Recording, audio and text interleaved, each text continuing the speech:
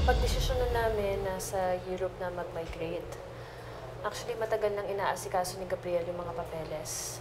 At ngayon na naaprubahan na lahat, it's official. Iiwan na namin ang Pilipinas for good. Iiwan mo na kami? Gigi, hindi. Binibigyan ko kayo ng option para sumama sa amin.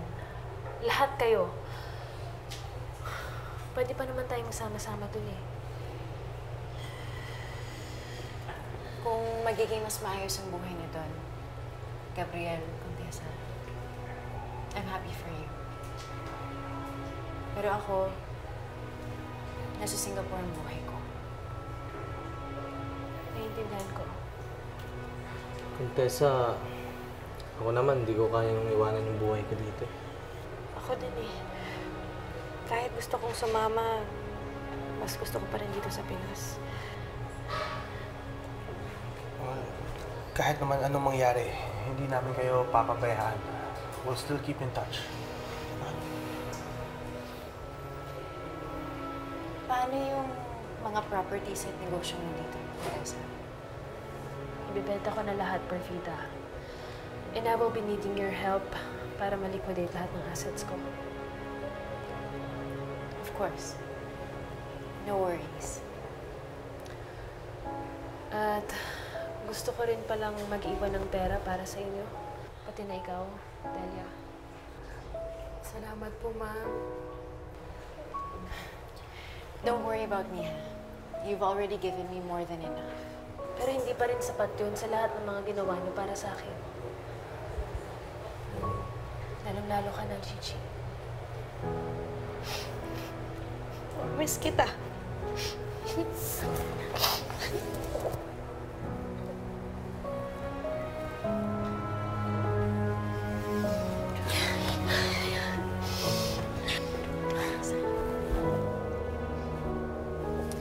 I wish you all the best, both of you. Basta salamat ng lahat ng ginawa niyo para sa akin.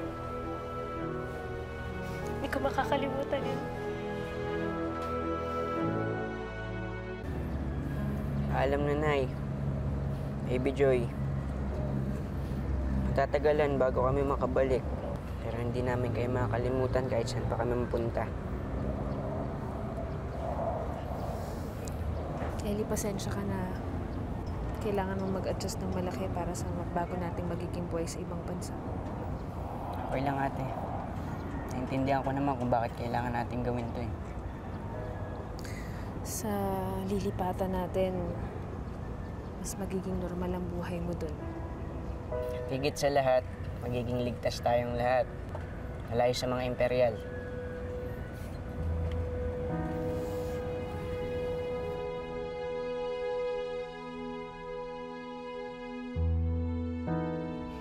Wow. Parang... Tay, sige na. Sige na, tanggapin niyo na yan. Wala pa yan kumpara sa mga ginawa niyo sa amin ni Ellie. Oo nga, Tay. Please, tanggapin niyo na po. Tsaka sana ho, kahit na anong mangyari, huwag ho kayong magdalawang isip na tumawag sa amin. Contact us anytime for anything. Wow. Salamat, Gabriel.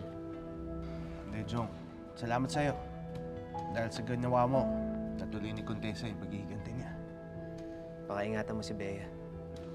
Oo naman. Pangako yan. Ba? Mukhang naman magkaiyakan pa kayong dalawa niyan. Ha? Saka, magkikita pa naman po tayo sa despedida party namin. Ay, oo nga pala, Tay. Jong, sana makapunta kayo. Aba, syempre naman. Isisecure natin yung lugar na pagdadausan ng party. Di ba? Dapat yun. Pero simpleng salo-salo lang naman yun. Yung mga malalapit lang talaga sa amin ni Gabriel. Sinadya din namin to para hindi agaw atensyon ng party. Pero kahit na, kailangan pa rin natin mag-ingat. Lalo na't hindi pa nakikita yung bangkay ni Vito. Mabuti na sigurado tayo. Hindi pa rin ako makapaniwala na isasama niyo ako sa Europe. Salamat, anak. Salamat, Contessa. Tita, pamilya ka na namin. Hindi ka namin pwedeng iwan dito. At syempre, magiging mas masaya tayo kung magkakasama tayong lahat, di ba? Ang akala ko, hindi nyo na ako kailangan eh. Aalagaan ka namin. Hindi ka namin papabayaan. At syempre, kasama ka na namin sa pagpapalaki ng mga magiging anak namin. Naku, excited na ako magkaroon ng apo. Kaya bilisan niyo ang paggawa, ha? Be ready. It's gonna be a big family.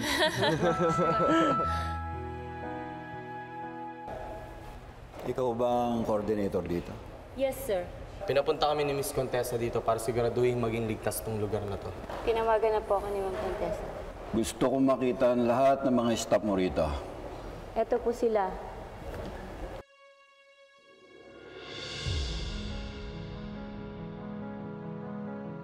Sila po ang staff sa party ngayon.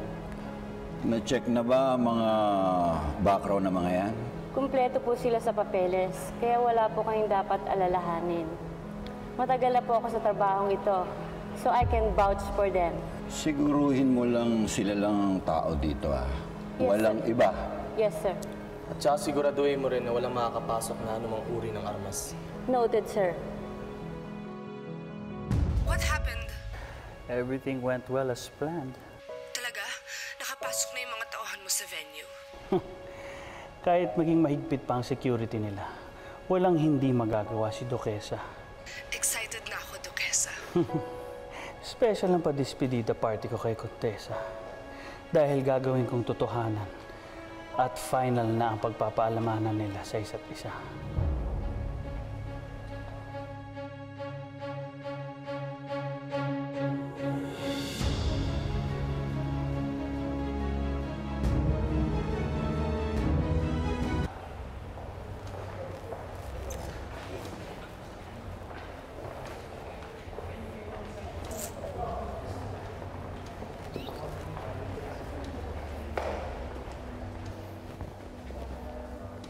Contessa, punta kayo. Thank you.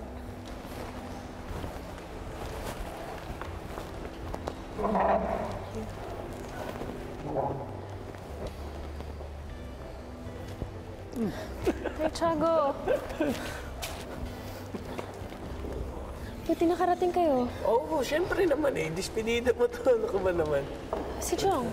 Ay, meron lang pinuntahan siyang presinto. Hahabol siya pumunta dito. Sige po. Perfita! Uy! Gigi!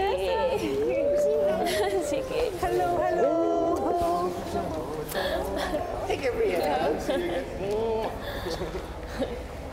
Sige, upo kayo. May table kayo na naka-reserve doon. Tiwan mo.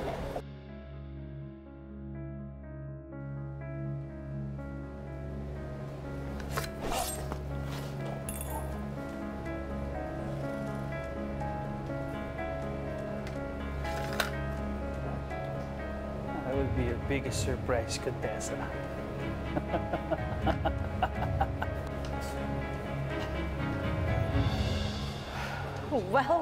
Well. Look at what we have here.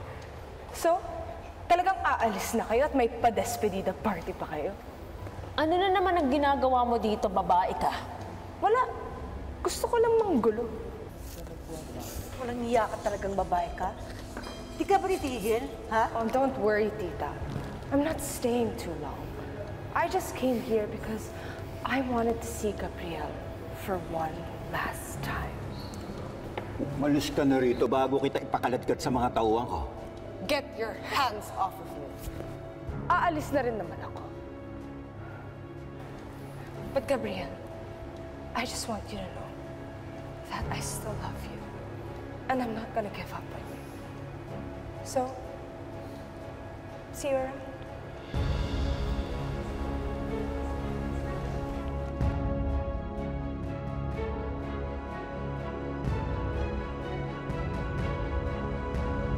Huwag mo na napansinin yung sinabi ni Daniela. Huwag tayong pa-apekto sa baliw na babaeng yon. Tama. I won't let her ruin my night. Araw niyo to. Enjoy tayo.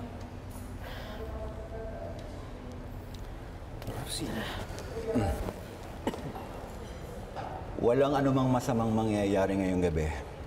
Pangako ko yan. Salamat, Berto.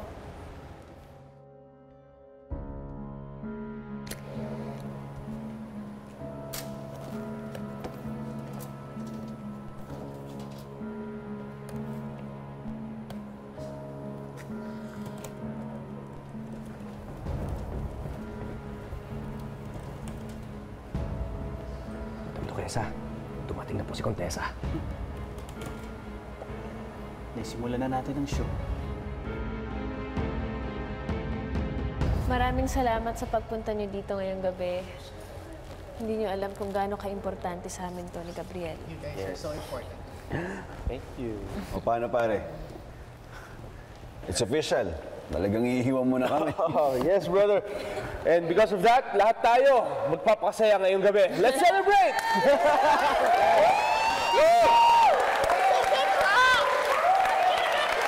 Okay!